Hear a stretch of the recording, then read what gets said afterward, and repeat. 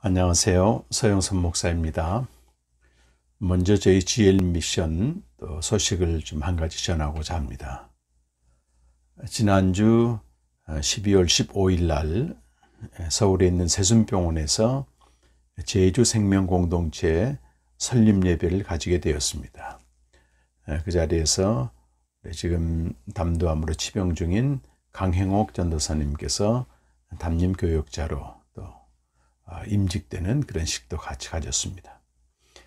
그리고 이제 그저께죠. 지난 주일 12월 20일 날 첫 번째 제주 생명공동체 주일 예배를 가지게 되었습니다. 참 7, 8분 정도 참석하신 것 같은데요. 굉장히 감격적인 생명공동체의 출발이 시작됐습니다. 지금 코로나 이후 교회의 그 형태가 어떻게 될 것인가에 대해서 많은 이야기가 있습니다만 2000년 기독교 역사를 진지하게 연구해서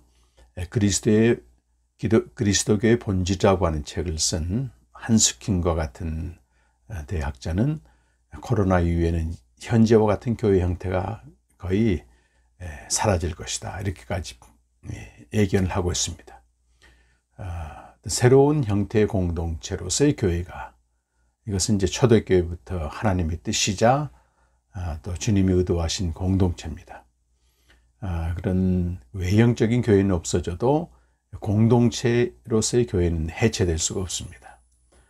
그런 즈음에 특별히 제주 생명공동체가 주일 모임을 갖게 되고 곳곳에 흩어져 있는 공동체도 자리를 견고히 잡아가게 됨을 굉장히 감사하게 생각합니다. 오늘은 베드로전서 5장 마지막 부분에 좀 다루겠습니다. 제목은 하나님의 참된 은혜, 그의 손 안에서 꼭두각시의 영혼으로, 이렇게 좀 제목을 잡았습니다. 꼭두각시 영혼에 대해서는 뒷부분에 가서 좀 다시 말씀드리려고 합니다.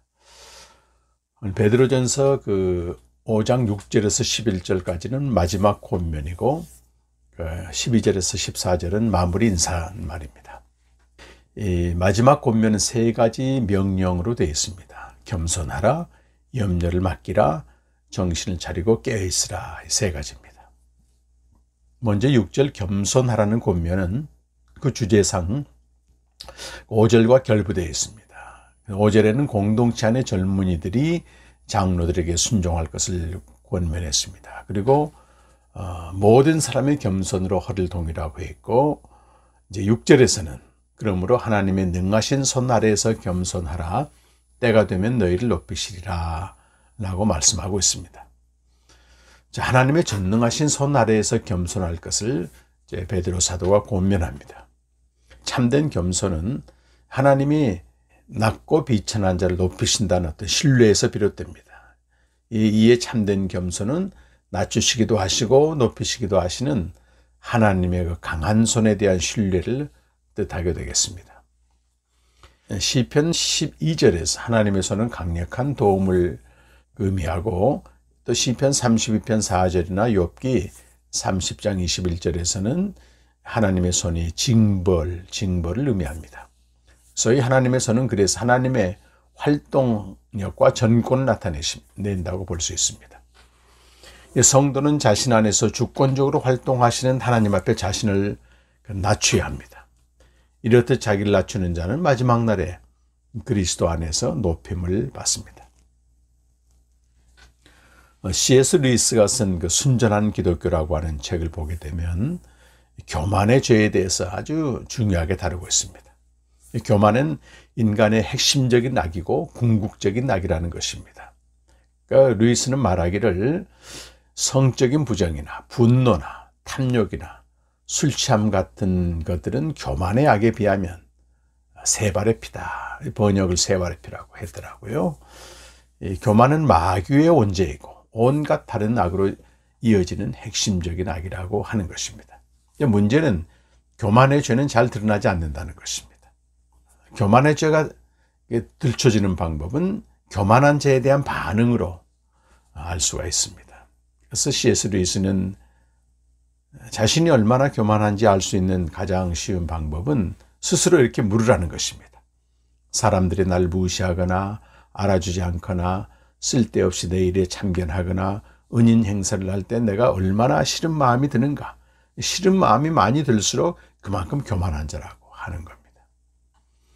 그리고 그 루이스는 교만의 해결책으로 우리가 하나님 앞에 있다고 하는 것을 기억하라고 말합니다. 그것은 자신을 하찮고 더러운 존재로 여기거나 또는 자신을 잊어버리는 것이다. 이렇게 두 가지 처방을 하는데요. 그 중에서도 자신을 잊어버리는 것, 하찮고 더러운 존재로 여기는 것보다 자기 자신을 잊어버리는 것, 자의식이 없는 상태가 더 나은 방책이라고 말합니다.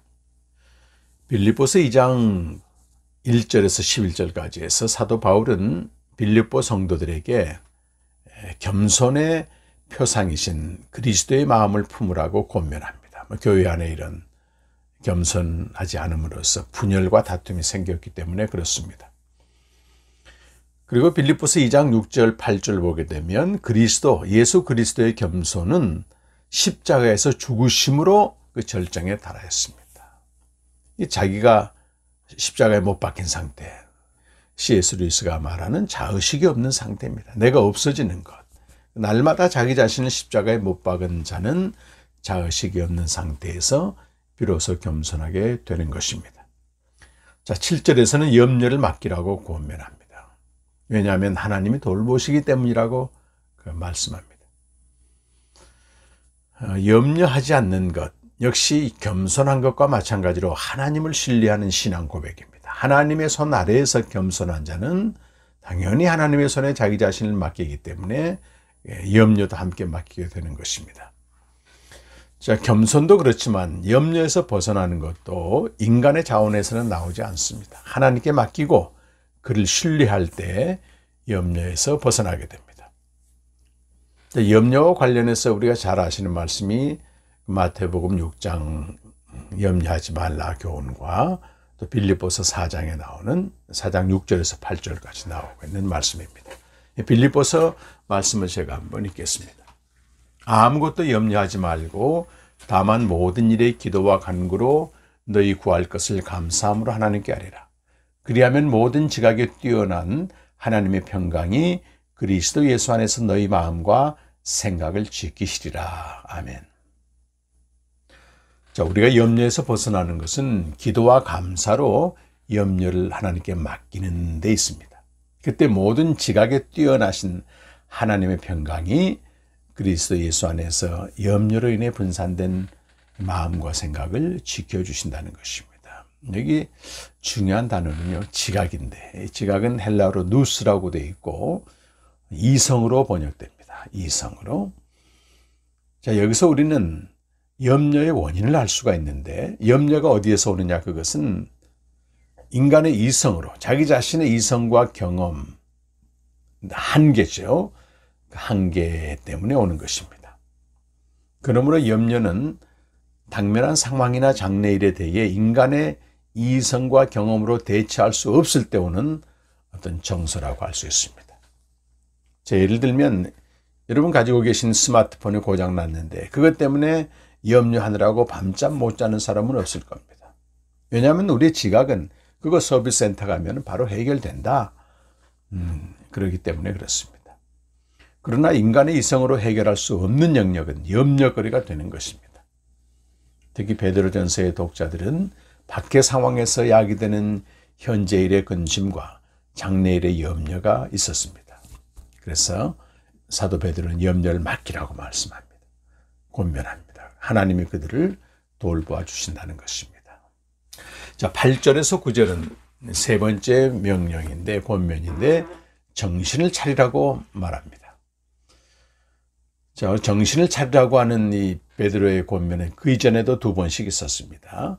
1장 13절에서는 예수 그리스도의 재림과 관련하여 정신을 차리라라고 권면하고요. 4장 7절에서는 만물의 마지막에 가까웠기 때문에 정신을 차리라라고 권면합니다. 두 번 모두 종말론적 소망과 관련했습니다. 세 번째도 비슷하지만 주로 현재 상황과 관련이 있고, 그 이유는 만물의 마지막에 가까웠다거나 예수 그리스도의 재림과 관련된 것이 아니고 마귀가 활동하고 있기 때문에 깨어있으라라고 권면하고 있습니다. 원수 마귀가 우는 사자같이 삼킬 자를 두루 찾아다니고 있다는 것입니다. 그러므로 믿음에 굳게 서서 마귀를 저항하라고 말합니다. 또 그들이 아는 대로 세상에 있는 형제들도 다 같은 고난을 겪고 있다고 그렇게 말씀하고 있습니다. 자, 마귀는 오늘 본문에서 먹잇감을 찾기 위해 울부짖으며 어슬렁거리고 있는 사자로 묘사됩니다. 그는 공동체를 공격하고 성도를 박해하는 또 악마적인 세력으로 간주됩니다.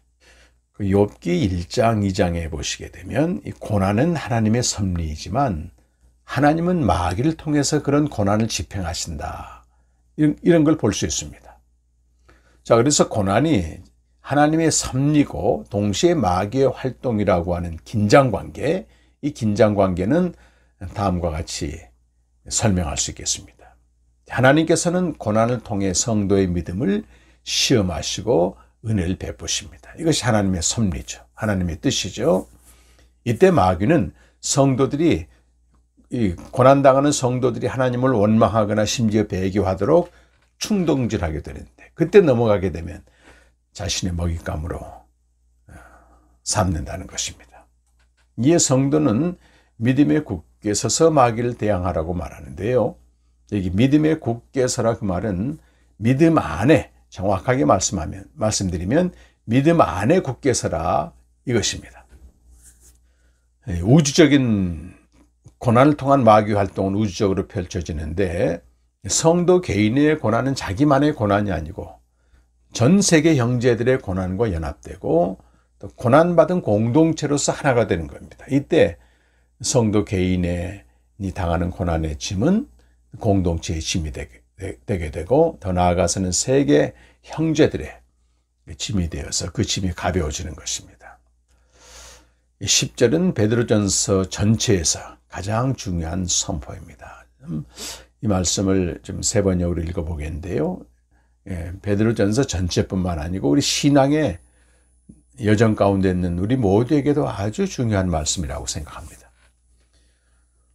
모든 은혜를 주시는 하나님, 곧 그리스도 안에서 여러분을 자기의 영원한 영광에 불러들이신 분께서 잠시 동안 고난을 받은 여러분을 친히 온전하게 하시고 굳게 세워주시고 강하게 하시고 기초를 튼튼하게 하여 주실 것입니다. 아멘. 자, 아까 말씀드린 대로 이 9절에 믿음에 굳게 서서는 그 믿음 안에 굳게 서라라고 말씀드렸습니다. 그리고 10절에서는 믿음 안에 굳게 서는 것은 4개의 동사로 10절에서 설명하고 있습니다. 하나님이 그들을 온전하게 하시고 굳게 세워주시고 강하게 하시고 기초를 튼튼하게 해주신다는 4가지 동사로 설명이 됩니다. 자, 그런데 성도가 고난을 당하게 되면 마귀가 그 배 위에서 활동하여 이 믿음을 무너뜨리려고 한다는 것입니다. 그러니까 하지만 하나님께서는 이 성도와 소위 마귀의 투쟁에서 방관자나 구경꾼으로 계신 게 아니라고 하는 것입니다. 성도의 투쟁에 함께 싸워주시는 동맹자이시고 강력한 원군이시라고 하는 겁니다. 자, 하나님께서는 믿음의 선한 싸움 한가운데서 모든 은혜의 하나님으로 현존하십니다. 모든 은혜의 하나님 중요하죠. 그리고 그분은 잠깐 고난을 받은 지상적인 삶에서 모든 은혜를 통해 우리의 믿음을 굳게 하신다는 것입니다. 10절에서 강조되는 부분이 헬라어로는 그 아우토스라고 되어 있는데 친이라고 하는 단어예요. 하나님께서 친히, 그분이 친히. 그래서 믿음을 시작하게 하신 하나님, 유지하게 하시는 하나님, 강건하게 하시는 하나님, 자기의 영광으로 부르신 하나님. 하나님이 친히 그렇게 하신다는 것입니다. 그러므로 믿음의 시작과 우리 믿음의 시작과 또 그것이 유지되는 것 그리고 장차 영광에 들어갈 완성은 하나님이 친히 주관하십니다. 그래서 우리가 고난과 박해 또 불확실성과 염려의 상황에서 끝까지 신실할 수 있는 근거는 우리 자신에게 있는 게 아니라고 하는 것입니다. 우리와 함께 하시며 우리 친히 인도하시는 하나님을 신뢰하는 데 있다는 것입니다. 그래서 11절 말씀 이렇게 끝납니다. 권세가 영원히 하나님께 있기를 빕니다. 아멘. 12절에서 14절은 마무리 인사말입니다. 본 서신은 신실한 형제 실루아노가 대필하거나 아니면 전달했습니다. 이 서신을 기록한 목적은 여기 나온 12절 말씀대로 고난과 박해받는 성도들 권면하고자 함이고, 하나님의 참된 은혜를 증언하고 그들로 그 은혜 위에 굳게 서도록 하기 위함입니다. 자, 10절에서 우리가 보았듯이 우리가 부르심을 받을 때부터 영광을 얻을 때까지 전 과정에서 하나님의 전 과정에서 일어나는 모든 일은 바로 하나님의 참된 은혜로 요약할 수 있습니다. 그래서 독자들은 현재의 고난 속에서 그들을 부르시고 영광 가운데 들어가게 하시는 하나님의 은혜 위에 굳게 서야 된다는 것입니다. 무슨 일을 당해도 바로 하나님의 은혜의 테두리 안에 있다, 지평 안에 서 있어야 있다고 하는 걸 믿는 것입니다. 그래서 바울처럼 이 믿음이 있을 때, 이 신뢰를 할 때, 나의 나 된 것은 하나님의 은혜다, 내가 지금 이 자리에 있는 것은 하나님의 은혜다라고 고백할 수 있습니다. 13절에 바벨론에 있는 교회라는 말이 나오는데, 바벨론에 있는 교회는 로마에 있는 교회를 뜻합니다. 1장 1절에서 12절 주의를 참고하시면 되겠습니다. 그리고 여기서 마가는 베드로의 아들로 불립니다. 믿음의 아들이죠. 혈육의 아들이 아니고, 끝으로 사랑의 맞춤으로 서로 무난하기를 권하고 그리스도의 평강을 기원합니다. 자, 오늘 말씀에서 이 중요한 부분, 권면입니다. 염려의 문제, 교만의 문제, 마귀의 시험은 오직 하나님의 은혜로 극복된다. 중요한 메시지가 되겠습니다. 하나님의 참된 은혜는 믿음의 시작과 끝을 전부 아우르고 그 안에서 계속해서 활동하고 계십니다. 그래서 신자의 현실은 영적으로 치열한 전쟁이지만 혼자 치르는 전쟁이 아니고 하나님이 그 전쟁에 함께 하시는 것입니다. 그래서 우리의 눈을 높이 들어 하나님께 시선을 고정할 때 우리의 믿음은 굳세고 강하고 튼튼하여 영광을 얻을 그날까지 이르게 되는 것입니다. 제가 최근 그 소풍교회 김창현 목사님과 대화하다가 소개받은 책이 존 그레이가 쓴 꼭두각시의 영혼이라는 책이 있습니다. 이 책은 기독교의 만연한 현대판 영지주의를 경고합니다. 우리 인간은 창세기 3장에서 보듯이 하나님을 이렇게 떠나게 됩니다. 떠나면서 자의식에 눈이 뜨게 되고요. 그걸 가리기 위해서 이제 부하가 옷을 걸치게 되는데, 자의식이 생겨남과 동시에 선악을 아는 지식의 실과를 먹었기 때문에 자의식을 확장하고 자의식을 또 보존하고 자의식을 극복하기 위해서 이 지식을 추구하게 되는 것입니다. 그렇다고 해서 하나님을 떠난 인간의 실존, 즉 불확실성과 의심, 회의라고 하는 굴레를 인간은 벗어나지 못한다고 하는 것입니다. 다만 이런 지식을 통해서 이 굴레를 벗어나고자 했는데, 소위 이 책에서 다루는 것은 현대판 영지주의라고 하는 것입니다. 인간의 무한한 지식, 특별히 테크놀로지라고 하는 과학 지식이, 또 첨단 기술, 또 앞으로 AI가 등장하겠죠. 이런 것들이 인간의 실존, 인간이 당면한 불확실성과 의심, 회의를 극복할 수 있다고 주장한다는 것입니다. 하지만 그것은 창조 이후 타락 이후 계속해서 반복된 영지주의의 시도라고 하는 거죠. 부질없는 수고로 그친다고 말하는 것입니다. 죽음 이후에는 물론 실현됐을 것이다, 실현이 될 수 있을 것이다, 이렇게 말합니다. 자, 그런데 하나님과 연합된 인간은 하나님의 손 안에 있는 그 꼭두각시의 영혼과도 같다는 것입니다.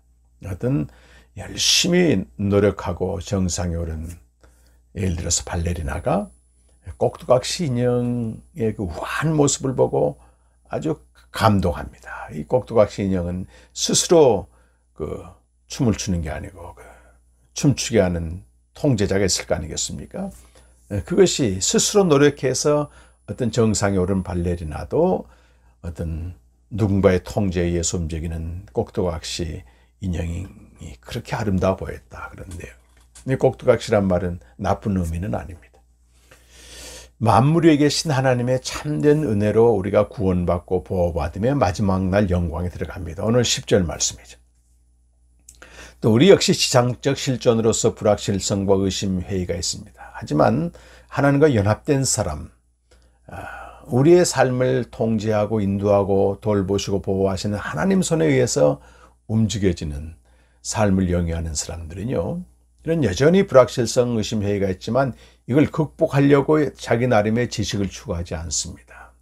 오히려 하나님 안에서, 하나님의 인도함 안에서 이 불확실성, 의심, 회의와 더불어 살아가는 힘을 얻게 된다고 하는 것입니다.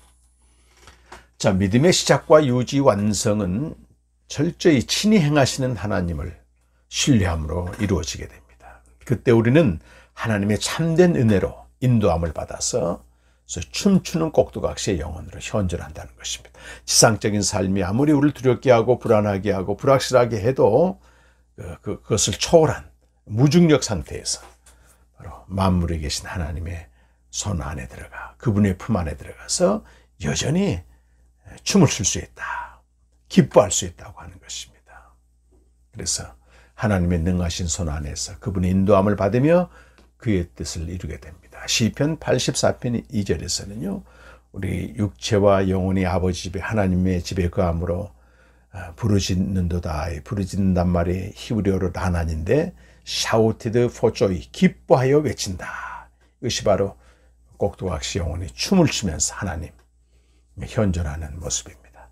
이 불확실성과 의심과 회의는 극복할 과제가 아니고 하나님의 은혜 안에서 더불어 살아가는 어떤 기제가 되는 것입니다.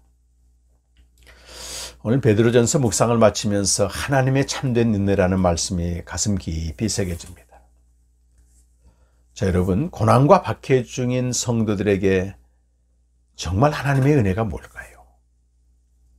또 저나 여러분이 그들 중에 있다면 대체 어떤 은혜를 구했겠습니까?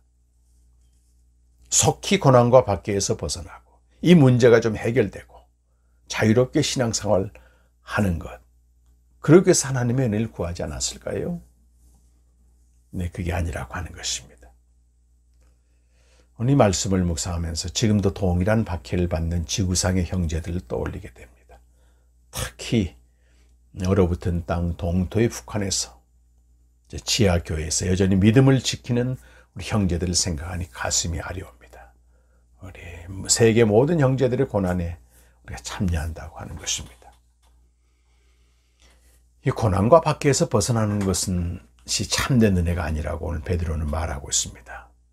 하나님이 고난과 박해 중인 성도, 아니 모든 성도의 삶에 참된 은혜를 그 자리에서 부어준다는 것입니다. 우리는 지금 물리적인 박해는 물론 당하지 않습니다. 하지만 더 큰 유혹과 시험 앞에 우리는 서 있습니다. 사실 물리적인 박해는요, 몸에 가하는 고난이지만 오늘날 그 유혹의 시대에 관능적인 시험은 영혼의 치명상을 입히는 고난입니다. 하나님과의 교제보다는 세상과 친숙하게 만들어 영혼을 잠들게 만들어 버립니다.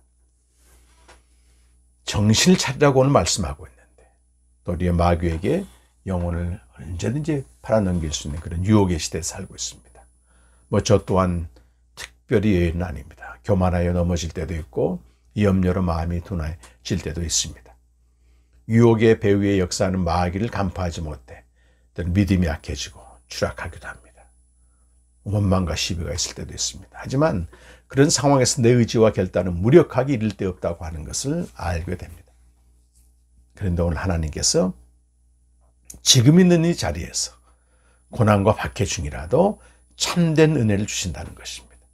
친히 은혜를 주셔서 믿음을 굳세게 하시고 기초를 튼튼하게 해 주신다고 하는 것입니다. 그때 저희 입에서는 나의 나 된 것은 하나님의 은혜구나. 지금까지 지내온 것도, 이 자리에 서 있는 것도, 또 앞으로도 하나님이 친히 은혜를 베푸시는구나. 그래서 이런 모든 유혹과 시험의 상황에서도 참된 은혜를 베푸신 하나님으로 기뻐합니다. 만물 위에 계시는 하나님 안에서 그의 품에서 춤추는 꼭두각시 영혼처럼 말입니다. 사랑하는 우리 공동체 형제자매 여러분, 우리는 개인적으로 또 국가적으로 사회적으로 고난과 시련 가운데 있습니다. 고난과 시련을 해결해 주는 것이 참된 은혜가 아니고, 고난과 시련 가운데서도 하나님의 은혜를 베푸심을 우리 영적으로 바라보면서 지상적인 삶을 초월해 하나님 품 안에서 꼭두가 같이 영혼처럼 춤을 추며 기뻐 외치는 그런 하루하루의 삶이 소중한 삶이 되시기를 간절히 축원합니다. 감사합니다.